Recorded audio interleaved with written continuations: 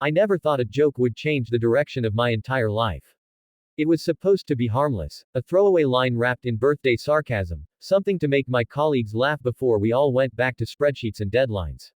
Instead, it became the spark that set everything I thought I understood about love, power, pride, and destiny on fire.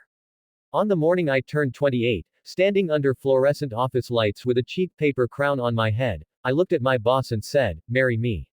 She didn't laugh. She didn't roll her eyes. She looked straight into me and said, "My place tonight. Bring a ring." Before we go any further, if you believe in kindness, second chances, and the idea that life can surprise you in the most beautiful ways, take a moment to like this video, comment where you're watching from, share it with someone who needs a little hope today, and subscribe to the channel. Your support means more than you know. Her name was Sarah Khanna, and she was the kind of woman people either admired from a distance or feared up close.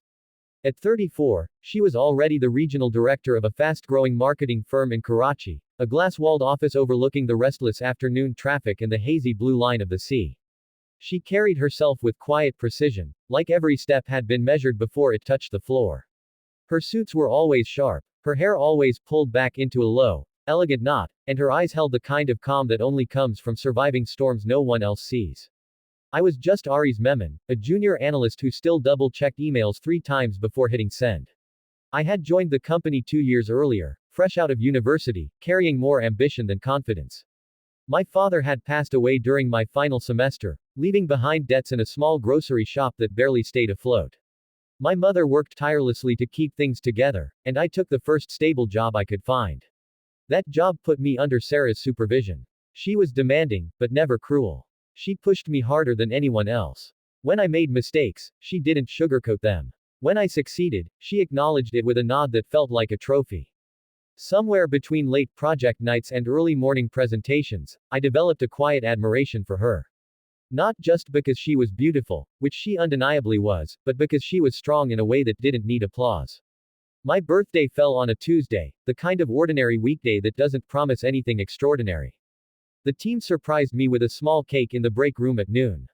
There was laughter, a few claps, and the usual jokes about getting older. Sarah stepped in at the end, holding a small gift bag. It wasn't expensive, just a leather notebook with my initials embossed on the cover. She said she expected my big ideas to fill it soon. Maybe it was the warmth of the moment. Maybe it was the sugar rush from the cake. Or maybe it was the way sunlight streamed through the office windows, softening her usually guarded expression. I looked at her and, with a grin that tried to hide how much I meant it, said, "If you're giving me gifts like this, you might as well marry me." The room erupted in laughter. Someone whistled. I felt my ears burn. But Sarah didn't laugh. She studied my face for a long, silent second, as if searching for something beneath the joke. Then she said calmly, "My place tonight. Bring a ring." The laughter died instantly. I forced a chuckle, assuming she was playing along. "Sure, boss," I said, trying to keep it light. But her gaze never wavered. There was no teasing in it. No mockery. Just something unreadable and steady. The rest of the afternoon dragged like a heavy shadow. My colleagues kept nudging me, asking if I was actually going. I pretended it was all a joke, but inside, my heart pounded like I had stepped too close to the edge of something dangerous. What did she mean? Was this a test? A trap? A way to teach me about professional boundaries?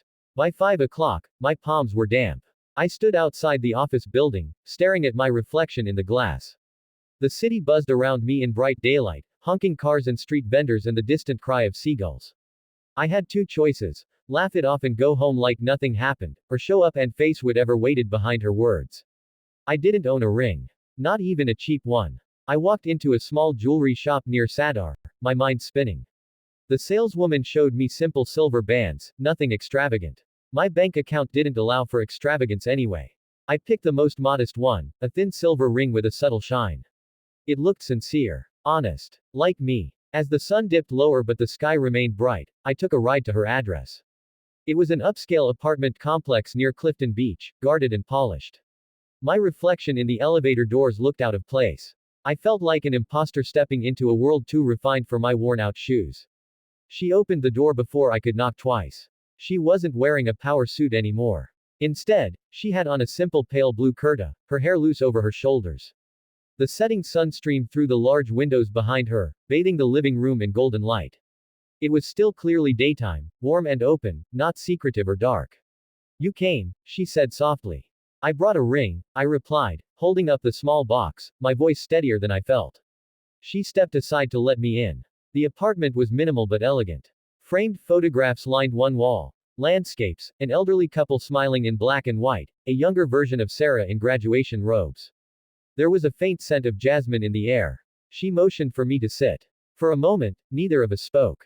The silence wasn't awkward, just heavy with unasked questions. I don't play with words, Aries, she finally said, her tone calm but serious. When you said, marry me, you weren't joking.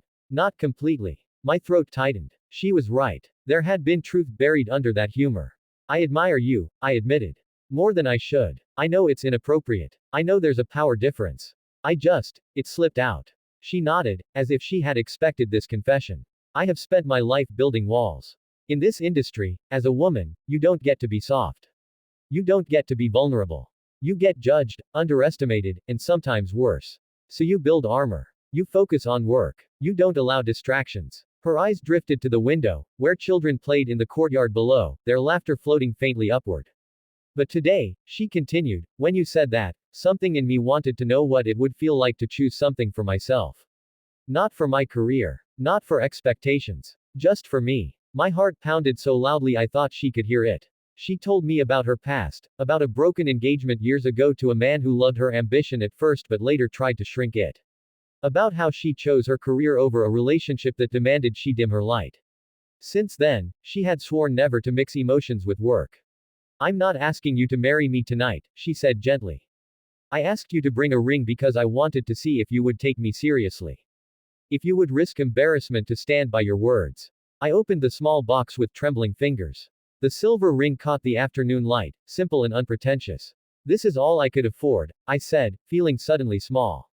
She looked at it for a long moment. Then she smiled, not the corporate smile I knew, but something softer, almost shy. Do you know what's brave? She asked. Not buying a big ring. Showing up. We talked for hours as daylight shifted slowly toward evening.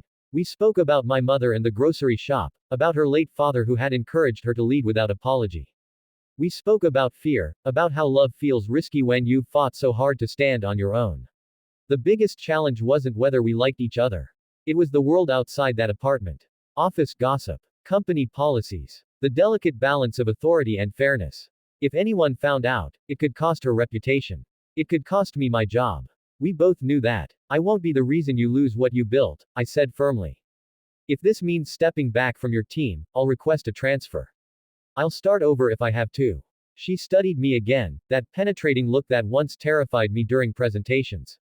But now it felt like she was searching for something deeper. You would do that? She asked. Yes, I said without hesitation. Because I don't want to be another man who stands in your way. The silence that followed felt like the turning point of my life. In the weeks that followed, we kept things professional at work while quietly exploring what we had begun. I requested a transfer to another department under a different supervisor.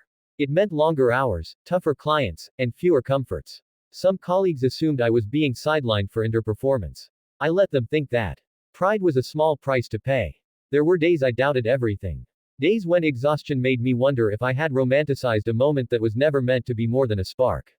But every afternoon, when I met Sarah for tea in a quiet cafe while the city buzzed in bright daylight around us, I felt certain.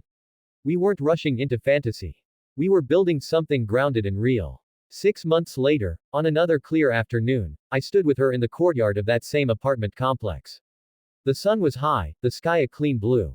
I took out the same silver ring, polished but unchanged. This time, I said, my voice steady, I'm not joking at all. She laughed softly, tears shining in her eyes.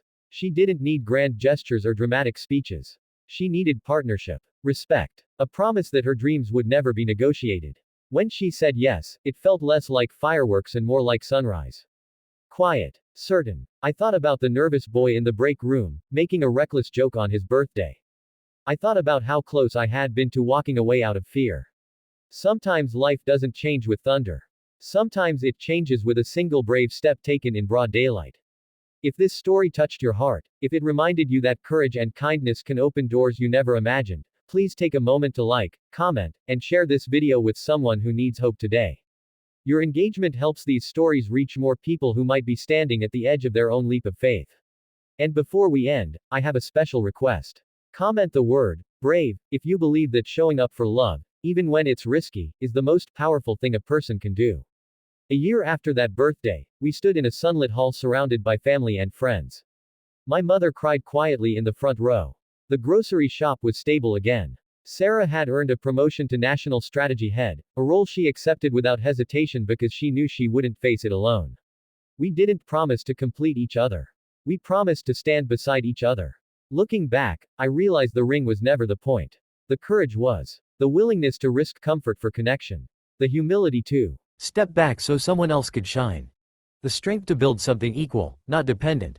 On that ordinary Tuesday morning, I thought I was making a joke. Instead, I was stepping into the bravest chapter of my life. And every year on my birthday, when sunlight pours through our windows and fills our home with warmth, she smiles at me and says, "Best joke you ever made." But we both know it was never a joke at all.